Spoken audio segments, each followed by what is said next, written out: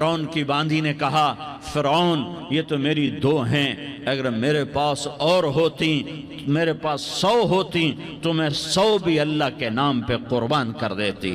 فقض ما انت قاض، کر جو تجھے کرنا ہے۔ انہیں بڑی بیٹی کو پکڑا، انہیں کہا اماں ہائے ہائے، اس ماں سے پوچھو جس کے آگے جلتا ہوا تیل اور اس کی بیٹی کو ڈالا جا رہا ہو اور وہ اماں کہے، اور اس کا ایک بول ماں کا، ایک بول بیٹی کی جان بچا سکتا ہو، کلمہ کفر کہہ جا، گھر میں جا کے توبہ کر لے، معاف ہو جائے گا، میں قربان جاؤں۔ ایک مقام ایمان کا ایسا آتا ہے کہ قربان ہونا زیادہ محبوب ہو جاتا ہے جان بچانے سے۔ انہوں نے کہا اماں، انہوں نے کہا بیٹی صبر، اللہ کے نام پہ قربان ہو جا۔ ادھر آ ستمگر، ہنر آزمائیں تو تیر آزما، ہم جگر آزمائیں، اہ نہ کر لبوں کو سی، عشق ہے دل لگی نہیں، سینے پہ تیر کھائے جا، آگے قدم بڑھائے جا، یا زبان حال سے کہہ دے کہ ہاں ستائے جا۔ ہاں ہاں عشق کی آگ ایسے ہی بھڑکتی ہے، شمع ایسے ہی فروزاں ہوتی ہیں، یہ کمکمے تو بجھ جاتے ہیں، لیکن یہ ایمان والے جو شمع جلا گئے یہ آج تک روشن ہیں، جن کی روشنی میں چلنے والوں کو راستہ مل رہا ہے۔ انہیں بڑی بچی کو پکڑا، ٹانگوں سے پکڑ کے یوں ڈالا، وہ ہائے کرتی گئی اور وہ چٹک گئی اور وہ جل گئی اور وہ بھن گئی مچھلی کی طرح، تلی گئی مچھلی کی طرح۔ ماں ماں ہے، اس کا کلیجہ پھٹ گیا لیکن آنکھوں سے آنسو کا ایک قطرہ نہیں نکلا۔ صبر دیکھنا ہو تو اسے دیکھو، صبر پڑھنے سے نہیں آتا، اسے دیکھو، اسے دیکھو۔ ایک قطرہ نہیں نکلا تو اس نے کلیجہ پھٹ گیا، تو اللہ نے ماں کی آنکھوں سے پردہ ہٹایا اور اس نے دیکھا اپنی بیٹی کی روح کو نکلتے ہوئے۔ بیٹی کہہ رہی اماں صبر کرو، ابھی جنت میں اکٹھے ہو جائیں گے۔ پھر انہیں چھوٹی بچی کو پکڑا، دودھ پیتی، جسے پتہ بھی نہیں میرے ساتھ کیا ہونے والا ہے، اس کی تو آہ بھی نہ نکل سکی، اور اسے انہوں نے تیل میں ڈال دیا اور وہ جل کے کوئلہ ہو گئی۔ ماں کی آنکھوں سے پردہ ہٹایا، اللہ نے ماں نے بچی کی روح کو نکلتے دیکھا کہ اماں صبر صبر، ابھی اکٹھے ہو جائیں گے۔ پھر جب اس کو پکڑنے لگے تو اس نے کہا فرعون میری ایک خواہش پوری کرو گے؟ کہ کیا؟ کہ جب مجھے بھی جلا دو تو مجھے اور میری بیٹی کی ہڈیاں باہر نہ پھینکنا، ہمیں کٹھے کہیں دفن کر دینا، کٹھے کہیں دبا دینا۔ فرعون نے کہا ہاں ہاں تمہاری یہ خواہش پوری کر دی جائے گی۔ ہاں دنیا میں اللہ فرعونوں کو مہلت دیتا چلا آیا، لیکن فرعونوں کو مار کے دکھایا، نمرودوں کو مہلت دیتا چلا آیا، پھر نمرودوں کو مار کے دکھایا، قارونوں کو مہلت دی، پھر قارونوں کو مار کے دکھایا، پھر جنت اور جہنم کا نظام بنایا، پھر ایک دن مجھے بھی کھڑا کرے گا اور تمہیں بھی کھڑا کرے گا، پھر ایک طبقہ جنت کا حقدار بنے گا، ایک طبقہ آگ کا حقدار بنے گا۔ پھینک دیا، جل گئی، ہڈیاں نکل آئیں، انہیں ہڈیوں کو اٹھا کر زمین میں دبا دیا۔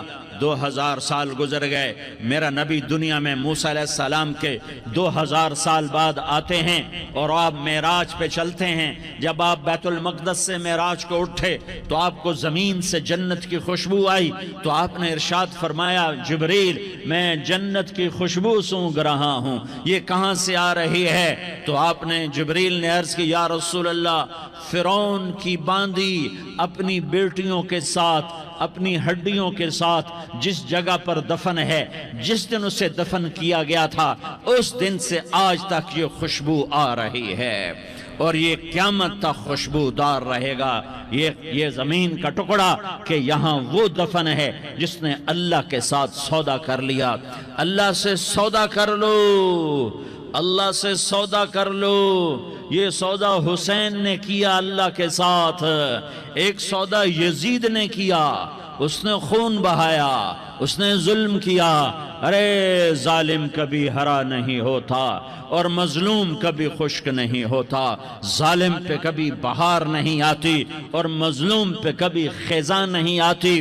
اللہ ظالم کو مہلت ضرور دیتا ہے، لیکن ایک دن ہے جب اللہ جنت کو سجائے گا اور جہنم کو بھڑکائے گا اور ترازو کو لٹکائے گا اور پل صراط کو قائم کرے گا اور اپنے عرش کو لائے گا اور خود فرشتوں کو بلائے گا، پھر طارق جمیل کو قبر سے اٹھائے گا، سردار عزیر کو قبر سے اٹھائے گا، زید عمر بکر کو قبر سے اٹھائے گا، پھر مجھ سے سوال کرے گا میں نے تمہیں دنیا میں عزت دی، مال دیا، بتا آج میرے لیے کیا کر کے لایا ہے؟ بولو آج کیا کر کے لائے ہو؟ یا اللہ کی قیامت سے ٹکر لے جاؤ، یا اللہ کی جہنم کو پانی سے بجھا دو، یا اللہ کی جنت کو آگ لگا دو، یا قبر میں جانے سے انکار کر دو، یا موت سے لڑنے کی طاقت دکھا دو، یا یہ طرز زندگی چھوڑو جس نے ہمیں ہلاک کر دیا، اللہ کے سامنے رسوا کر دیا۔ موت ہے، جنت ہے، جہنم ہے، آخرت ہے، اللہ ہے، رسالت ہے، محمد مصطفیٰ کی ہستی ہے جو تمہارے لیے پس گیا، لٹ گیا، دان توڑوائے، خون خون ہوا۔ جاؤ جاؤ چلو میرے ساتھ، میں تمہیں طائف کے پہاڑوں میں لے جاؤں اور میں تمہیں وہاں کھڑ کے سوال کروں، کاش طائف کے پہاڑوں کی زبان ہوتی تو وہ سب سے پہلے تمہیں لان تان کرتا۔ ارے تمہیں شرم نہ آئی کہ تمہارا نبی تمہارے لیے خون و خون ہو گیا؟ اس کے 2 دفعہ آسمان کے فرشتے روئے ہیں، 2 دفعہ آسمان کے فرشتے روئے ہیں۔ ایک 4000 سال پہلے جب ابراہیم بوڑھا باپ 96 سال کی عمر اور 6 سال کا بچہ، اور حکم دیا جا رہا ہے دشمن کے گلے پہ چھری چلانا تو بڑا آسان ہے کہ انسان جب وحشی بن جاتا ہے، جانور بن جاتا ہے، سانپ بن جاتا ہے تو اسے ڈسنے میں کوئی آر نہیں ہوتا، اسے کاٹنے میں کوئی آر نہیں ہوتا، لیکن سامنے تو اسماعیل کھڑا ہے، 86 سال کی عمر میں بیٹا ملا اور باپ 92-94 سال کا بوڑھا ہو گیا، اور میرا رب کہتا ہے ابراہیم اسماعیل کی گردن پہ چھری چلا دے، میں دیکھنا چاہتا ہوں تو میرا ہے یا اسماعیل کا ہے، تیرے دل میں ہوں یا اسماعیل ہے؟ کہ میرے رب ہزاروں اسماعیل تجھ پہ قربان کر دوں۔ چھری اٹھائی، فلسطین سے چلے اور پہنچے مکہ مکرمہ، بیوی سے کہا بچے کو تیار کرا دو، سیر کرانے لے جا رہا ہوں۔ بچے کو تیار کرایا، آج پہلی دفعہ بچہ باپ کو دیکھ رہا ہے، انگلی پکڑ کے اچھلتا ہوا جا رہا ہے، میرا ابا مجھے سیر کرانے لے جا رہا ہے، یعنی خبر کے چھری کے نیچے سے گزارنے لے جا رہا ہے، اور لیاری والوں کو پیغام دینے جا رہا ہے کہ اللہ پر ہر شے قربان کرنا سیکھو، اللہ کے لیے ہر جذبہ چھوڑنا سیکھو، ہر شے سے ہٹنا سیکھو، جہاں اللہ ناراض ہے ہٹ جاؤ، ہٹ جاؤ، ہٹ جاؤ، ہارنا پڑے ہار جاؤ، مٹنا پڑے مٹ جاؤ، لٹنا پڑے لٹ جاؤ، دھکے کھانے پڑے کھا لو کھا لو کھا لو، کہ دنیا میں سب سے زیادہ دھکے کھانے والا میرا حبیب محمد مصطفیٰ۔ مجھے لیاری کا کوئی گھر دکھاؤ جہاں غریب نے پیٹ پہ پتھر باندھا ہو، آؤ میں تمہیں دکھاتا ہوں۔ میرا نبی مسجد نبوی میں بیٹھا ہوا ہے اور ایک صحابی آتا ہے اور آ کر یوں کپڑا اٹھاتا ہے، کہتا یا رسول اللہ ادھر دیکھو، میں نے پیٹ پہ پتھر باندھا ہوا ہے، بھوک کی وجہ سے میں سیدھا نہیں ہو پا رہا۔ 2 جہان کا سردار، مقام محمود کا مالک، عرش فرش پر جس کے نبوت کے ڈنکے، محمد جس کا نام، احمد جس کا نام، طٰہٰ جس کا نام، یاسین جس کا نام، پیٹ سے کپڑا ہٹاتا ہے اور فرماتا ہے دیکھ میرا صحابی، تیرے پیٹ پر 1 پتھر ہے، میرے پیٹ پہ 2 پتھر بندھے ہوئے ہیں، میرے پیٹ پر 2 پتھر بندھے ہوئے ہیں۔ ہاں ابراہیم نے چھری نکالی، بیٹا تیرے ذبح کرنے کا حکم ہو چکا ہے۔ بیٹا کہتا ابا جلدی کر، دیر کیوں کرتا ہے؟ ہاں کہانی سنانی ہے لیاری والوں کو، ایسی اولاد بناؤ، ایسے باپ بنو، اللہ کے امر پر یوں قربان ہونا سیکھو۔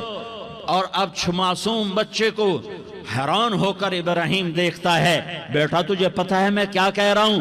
کہاں پتہ ہے، آپ کہہ رہے ہیں میں ذبح کروں گا تو میں مر جاؤں گا، میں مر جاؤں گا تو مجھے آپ کی جگہ اللہ ملے گا، اللہ آپ سے بہتر ہے، مجھے دنیا کی جگہ جنت ملے گی، جنت دنیا سے بہتر ہے۔ پھر معصوم بچے کو ماں یاد آ جاتی ہے، پھر کہتا ہاں مجھے اپنی ماں کا غم ضرور ہے، اسے بڑا صدمہ ہوگا میرے مرنے کا۔ تو اپنا گریبان کھولا اور کرتا اتارا، کہا ابا میں جب مر جاؤں تو یہ کرتا سنبھال لو، یہ میری ماں کو دے دینا، یہ میری نشانی اس کے پاس رہے گی، جب کبھی میں یاد آؤں گا میرا کرتا دیکھ لیا کرے گی، اور تو اپنے کرتے میں مجھے کفن دے کر ادھر ہی دبا دینا، مجھے ادھر مکے نہ لے جانا کہ میری میت کو دیکھ کر میری ماں کو بڑا دکھ ہوگا، مجھے ادھر دبا دینا۔ ابا میرے ہاتھ باندھ دے، میرے پاؤں باندھ دے، اور لیاری والوں کو پیغام دے دو کہ اللہ پہ یوں قربان ہوا جاتا ہے۔ تم پیسے پہ لڑے، تم منصب پر لڑے، تم عہدوں پر لڑے، تم ایک دوسرے کے خون کے پیاسے ہوئے، کیا موت مر گئی ہے تمہارے لیے؟ کیا آخرت کو آگ لگ گئی ہے؟